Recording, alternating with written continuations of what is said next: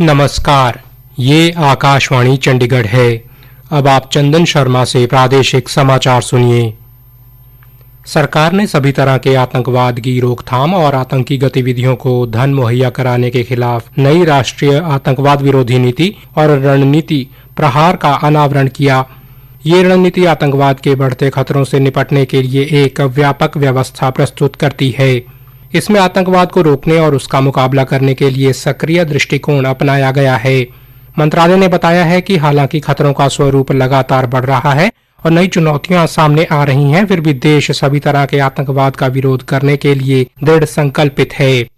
हरियाणा के मुख्यमंत्री नायब सिंह सैनी ने कहा कि विधानसभा लोकतंत्र का सर्वोच्च मंच है, जहां सभी चुने हुए प्रतिनिधियों का सम्मान होना चाहिए और सदन की गरिमा हर हाल में बनाई रखी जानी चाहिए।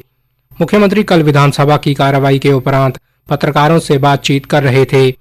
विधानसभा में आचरण से संबंधित पूछे गए एक प्रश्न के उत्तर में मुख्यमंत्री ने विधायकों से आग्रह किया कि सदन में शालीनता रखें। उन्होंने कहा कि कटाक्ष या टिप्पणी ऐसी हो जिससे किसी की भावनाएं आहत न हो। सभी जनप्रतिनिधि जनता द्वारा चुने गए हैं और सभी का सम्मान आवश्यक है।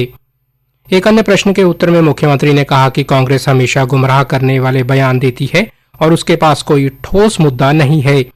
उन्होंने स्पष्ट किया कि सरकार नौकरियों सहित हर विषय पर चर्चा के लिए पूरी तरह तैयार है, लेकिन इसके लिए विपक्ष को भी सदन में बैठकर चर्चा सुननी और करनी चाहिए।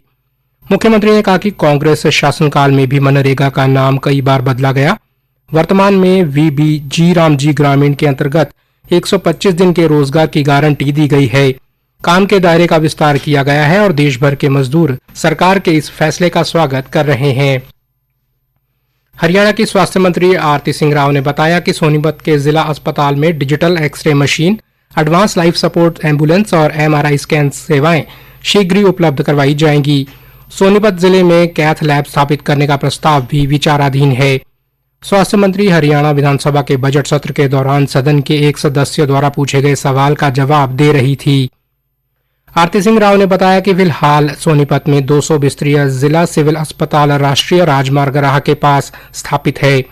यह अस्पताल लगभग 15.5 एकड़ भूमि पर बना है, जिसमें से भवन लगभग 6 एकड़ भूमि पर निर्मित है।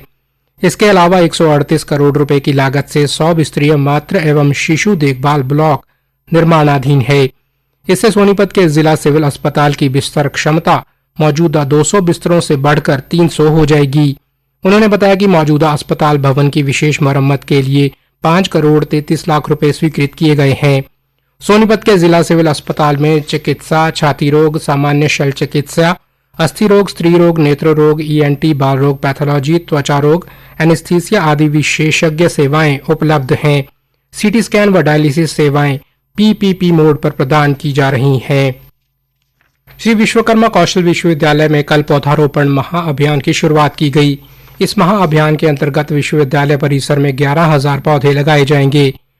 कुलगुरु प्रोफेसर दिनेश कुमार ने अपने हाथों से पौधारोपण कर इस महाअभियान का शुभारंभ किया। उन्होंने विद्यार्थियों को प्रकृति और पर्यावरण संरक्षण का संकल्प भी दिलाया।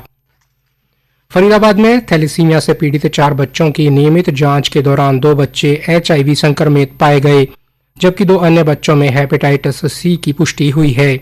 हमारे संवाददाता विकास ने बताया कि घटना के बाद स्वास्थ्य विभाग सतर्क हो गया है और अस्पतालों में सावधानी बरतने के निर्देश जारी किए गए हैं। परिजनों का आरोप है कि बच्चों को नियमित रूप से सरकारी अस्पताल में रक्त चढ़ाया जाता था और संभवतः संक्रमित रक्त चढ़ाने के कारण ही संक्रमण हुआ है। स्वास्थ्य विभाग ने जांच कमेटी गठित कर दी है। ब्लड बैंक की प्रक्रिया, रक्त की स्क्रीनिंग और संक्रमण नियंत्रण मानकों की विस्तृत जांच की जा रही है। साथ ही संबंधित ब्लड यूनिट्स के रिकॉर्ड भी खंगाले जा रहे हैं। Civil surgeon doctor Jayant Ahuja ने बताया कि HIV के 2 मामले सितंबर और दिसंबर 2025 में सामने आए थे। विशेषज्ञ टीम द्वारा दोबारा जांच कराई गई और जिन रक्तदाताओं ने रक्तदान किया था उनकी भी जांच कराई गई जो HIV मुक्त पाए गए। उन्होंने बताया कि फरीदाबाद में दिए गए रक्त में संक्रमण नहीं मिला है और जिन अन्य स्थानों पर बच्चों को रक्त चढ़ाया गया वहां भी जांच करवाई जा रही है। बच्चों का इलाज विशेषज्ञों की निगरानी में जारी है। प्रादेशिक समाचार समाप्त हुए।